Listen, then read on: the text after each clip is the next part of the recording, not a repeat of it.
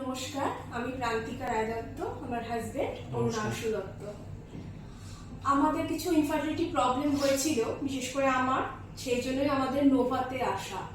নোভাতে আমাদের আসা হচ্ছে পুরোপুরি রিভিউ দেখে।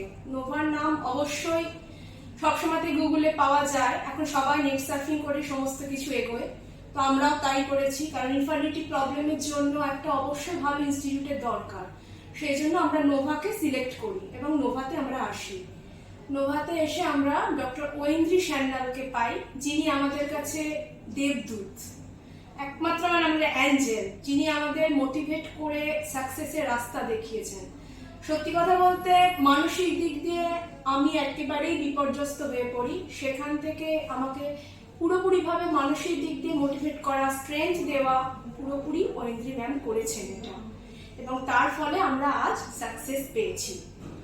আজ হয়তো অনেকেই আইভিএফ কথাটা শুনলে খারাপ মনে করে বা ব্যাপারটাই জানে না।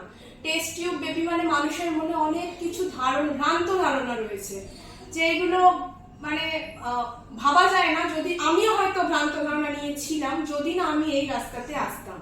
তাই আমি বলছি আপনাদের সবাইকেই বলছি, আমি আইভিএফ হয়তো কিছুটা মানসিক শারীরিক দিক দিয়ে একটু কষ্ট দেয়, কিন্তু আইভিএফ সত্যি ভালো একটি প্রসেস, সমস্ত দিক দিয়ে হেলদি বেবি পাওয়ার জন্য একটি ভালো প্রসেস। আর আইভিএফ বেবি সাথে যে কোনো ন্যাচারাল বেবির পার্থক্য আছে তা কিন্তু নয়। আইভিএফ বেবি এবং ন্যাচারাল বেবির কোনো পার্থক্যই হয় না।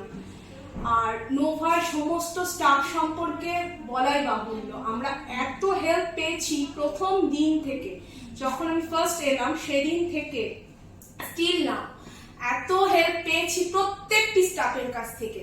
বিশেষত আমাকে যে সব সময় হেল্প করে গেছে সকাল বিকেল রাত শর্মিষ্ঠা দাস, ডক্টর ঐন্দ্রী সান্যাল এবং শর্মিষ্ঠা, এই দুজন মিলে আমাকে রাত সকাল দিন যখন যা সমস্যায় পড়েছি আমাকে হেল্প করে গেছে। তাই নোভাকে থ্যাংক ইউ আমার সাকসেসের জন্য। নোভা এবং ডক্টর ঐন্দ্রী সান্যালের অবদান অনস্বীকার্য। নমস্কার।